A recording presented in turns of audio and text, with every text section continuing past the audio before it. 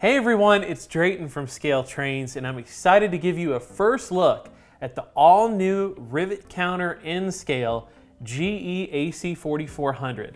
Let's check them out. So about a year ago, we did a really in-depth video about the road name history in the all-new run of Rivet Counter HO scale AC4400s. So in this video, we're just going to give you a first look, a general overview of what's in this first run. A lot of great variety here.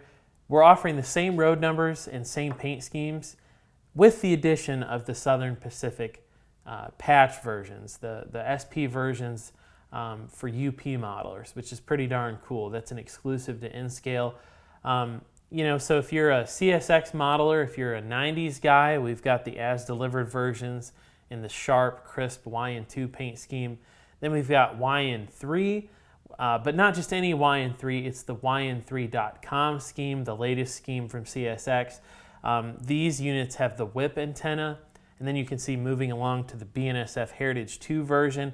It has the octagonal antenna dome on the top. And the BNSF versions are kind of neat because there weren't a whole lot of them. There were only 121 BNSF AC4400s ever produced.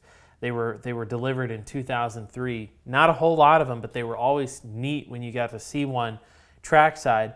Actually, a few years ago when I just started working for Scale Trains, I got to see one on a freight train actually meeting the big boy. That was the first and only time that I'd had the opportunity to see the big boy run, and I got to see one meeting an AC4400, which is pretty cool. Of course, if you're a Canadian Pacific modeler, you gotta have AC4400s. We're offering just your standard as-delivered version, and then we've also got the musical ride version as well, which is pretty cool. On one side it's in English, on the other side it's in French. And of course, moving on to Ferrosur, there's two paint scheme variations with Ferrosur. You've got the white chevrons and the yellow chevrons, which was actually a repaint. Also, I believe on the one with the yellow chevrons, there's actually a replacement battery box door, which is pretty cool. Then on Southern Pacific, for you 90s guys, we've got quite a few as-delivered road numbers to choose from. One road number in particular that's cool, we've got it on the table here, is the 146. It actually has a red Southern Pacific Lines logo on the AC converter cabinet, which is pretty neat. And then for the more modern modelers with Union Pacific layouts, we have the SP patched versions.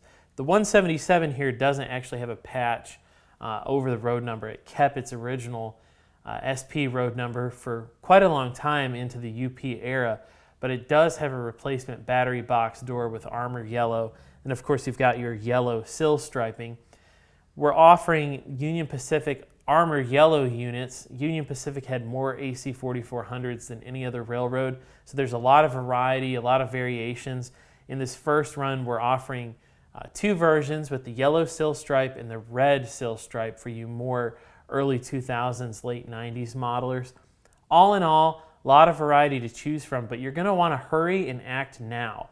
There are fewer than 7 items available per road number on average on our website. So we expect these models to sell out really quickly after this video goes out. So if you've been on the fence and you're like, man, I really wish I would have pre-ordered one, highly recommend clicking the link in the video description, ordering your models today before we sell out. The models are incredible.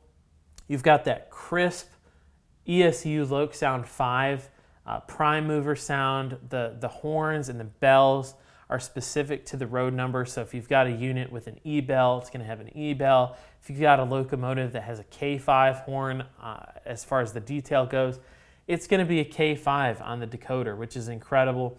We've got lit number boards on our N-Scale models, which just adds to the overall realism. You've got LED illuminated ditch lights, directional LED illuminated headlights. All of these have separately applied parts, from the grab irons to the handrails to the MU hoses to the electrical hookup. You've even got some of the brake rigging. You've got some of the electrical conduit running alongside the frame of the locomotive, which is just an incredible detail when you're thinking of how small these locomotives are. I mean, I can pick up the Ferrocer model and it fits almost perfectly in the palm of my hand.